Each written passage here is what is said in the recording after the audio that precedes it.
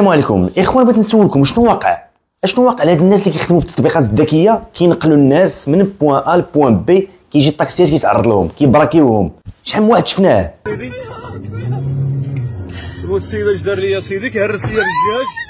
شوف سيدي كيهرس ليا بالدجاج ديالي. ها هو سيدي، ها هو سيدي. كيف ما كتشوفوا ضرب ليه الطوموبيل، هرس ليه الطوموبيل، كاين اللي حبس ليه الطريق تصدق دير اكسيدون. شنو واقع؟ غنعاود لكم شنو وقع لواحد السيد، وبغيتكم تسمعوا مزيان هاد القصه هادي. هاد القصه راه ما فيتش عليها شهرين باش وقع.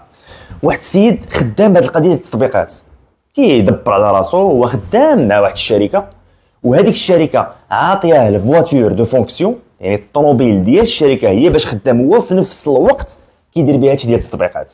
مزيان كيجيب كورسه من هنا، كورسه في النهار، جوج ثلاثه، كيدبر على راسو، امور غدا ما كاين حتى شي مشكل.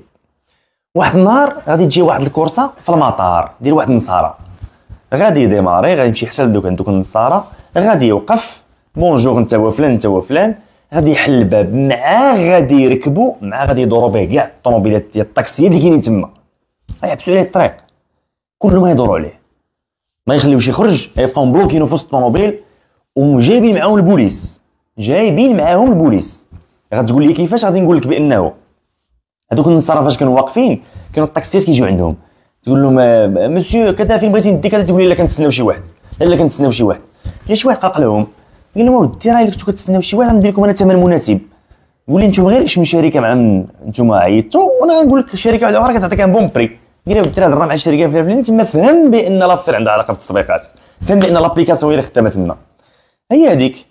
تما عيط للدراري صحابو مالين الطاكسيات، قال له ودي راه واحد السيد راه اش كاين راه بغا يدينا هاد البلاصه هادي، عيطوا للبوليس، بقاو واقفين. كيف ما قلت لكم فاش جاو البوليس شدوه، حلوا الباب، السلام عليكم، السلام، الله يخليك لاكارت ناسيونال، عطا لاكارت ناسيونال، رونداوه. انا فين توقع واحد الحاجه اللي ما غيتخيلها حتى واحد، وغادي نبين لكم بان كيفاش الامور كتطور وكيفاش كتاول لواحد الشكل ماشي هو صحيح. غادي يهزو، غادي يرونديو داك السيد فلان بالفلان، راه شديناه في المطار داير النقل السري وكذا شي من هنا. بسوء حظ داك السيد مول ديك الطوموبيل غادي يكون ريشيرشي. علاش ريشيرشي؟ بلا ما نقول علاش ريشيرشي، المهم على واحد القضيه بنكيه غادي يكون ريشيرشي. غادي يقولوا، غادي ديك الساعه ملي غادي يعرفوا بانه ريشيرشي، غادي يدير ليه المينوط بيديه مع الفولون على ما يجي يعني القوات الامنيه باش انا نزديه. هنا شنو وقع؟ هذوك الناس ديال الطاكسيات اللي واقفين داك الشيء تيقولوا مع راسهم بان هذا السيد هذا فاش شديناه وكيدير القضيه ديال التطبيقات دار ليه المينوط. جات تشوف تيفي، فاش جات تشوف تيفي وكتصور شنو كتقول شوف هذا راه تعتقل حيت كيدير التطبيقات، هو راه ما عندها حتى شي علاقه. البوليس جاو فعلا جاو باش يديروا الانترفونسيون ديالهم، ولكن راه المينوط وديك الهايلاينات راه عندها علاقه بقضيه اخرى. صدقوا داك السيد هزوه وداوه للكوميساريه. فاش داو للكوميساريه ولاو كيشوفوا معاه هذيك لافير ديال الطاكسيات، ما بقاتش، تقلبات، تحيدات لافير، حيت دابا ولا قضيه كبار من هذا. وشوف الامور فين مشات. اش كيبين لك هادشي هذا؟ جبت لكم هاد القصه هذه باش نبين لكم نقطه واحده، انه فاش تكون في التطبيقات بغيتي ولا كرهتي، السيد اللي كتركب معاه ما عندك عليه حتى شي معلومات، ما عارفش واش مجرم واش مخربق، منين جاي، الاصل ديالو، الطوموبيل اللي غادي انت معاك بها ديال من، بغيتي ولا كرهتي انت هاد المعلومات او هاد البيانات ما غاديش يكونوا عندك.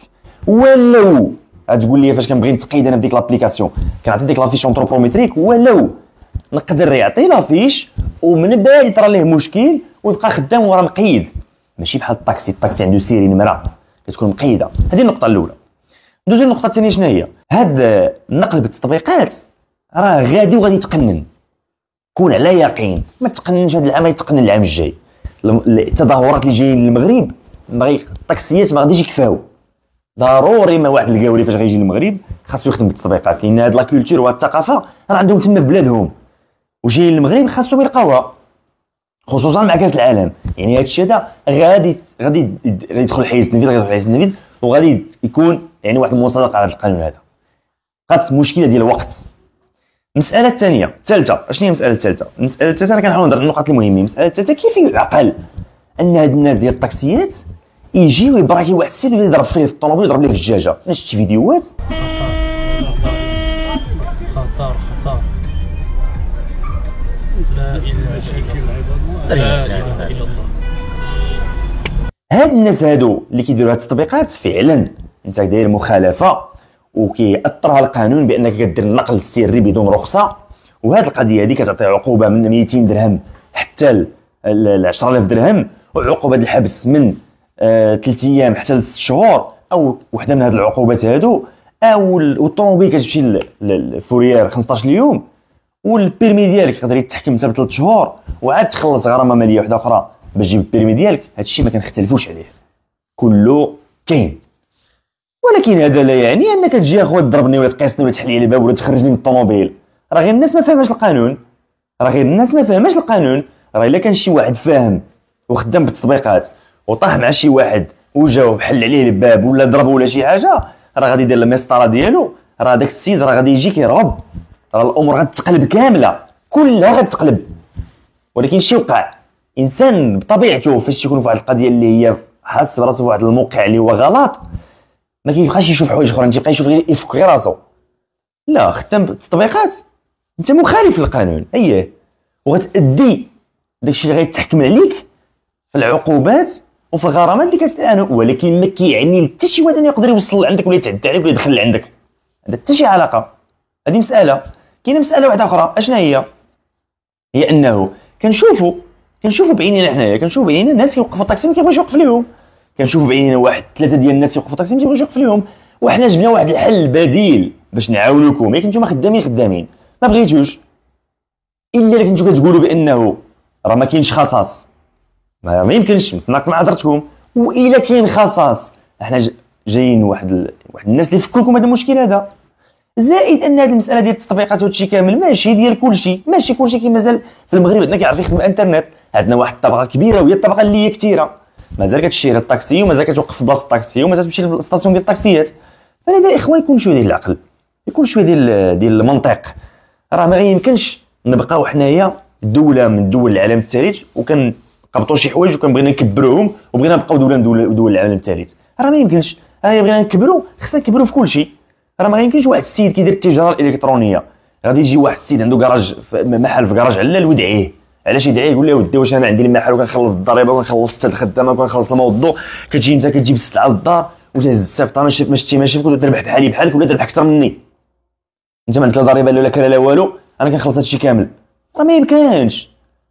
هذاك السيد اللي كيدير الاي كوميرس غيدير الاي كوميرس ولا سهل عليه الله واحد النهار ولا بغى يشري محل يشريه. هذاك السيد اللي عنده محل الا ما دارش الاي كوميرس شغلو هذاك، ما بغاش يواكب العصر شغلو هذاك، يتحمل مسؤوليته.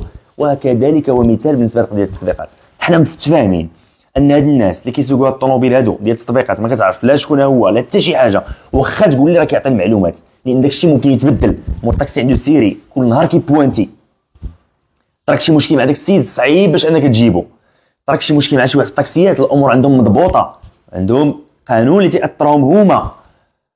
مساله واحده اخرى انه النصارى راه كيدخلوا للمغرب او يعني التوريست فاش كيجي للمغرب راه ما يمكنش يمشي بلا تطبيقات، ما يمكنش. بغا الطاكسي مرحبا، ولكن راه ما يمكنش. من هذه المساله هذه راه دايره بوم في الخارج، راه بحال القهوه. عندك انت القهوه ما تتخيلش تخرج نهار البلاد وما تلقاش فيها قهوه.